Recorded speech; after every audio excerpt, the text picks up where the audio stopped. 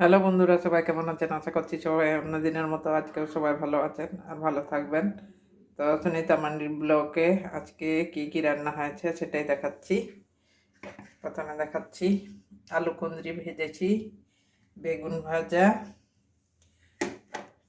আর এখানে মূলো সিম দিয়ে ডাল করেছি, আর কাঁচা টমেটো দিয়েছি। এই যে দেখুন, মূলো আছে, সিম আছে, আর কাঁচা টমেটো আছে। এই দিয়ে আজকে ডাল করেছি। আর কি আছে, স্পেশাল রান্না হচ্ছে আজকে এই যে কড়াইশুঁটি, ফুলকপি, আর ডিম। এই কড়াইশুঁটি দিয়ে ফুলকপি দিয়ে আজকে ডিমের ঝোল করেছি। আজকে দুপুরের মেনু হচ্ছে এই কটা।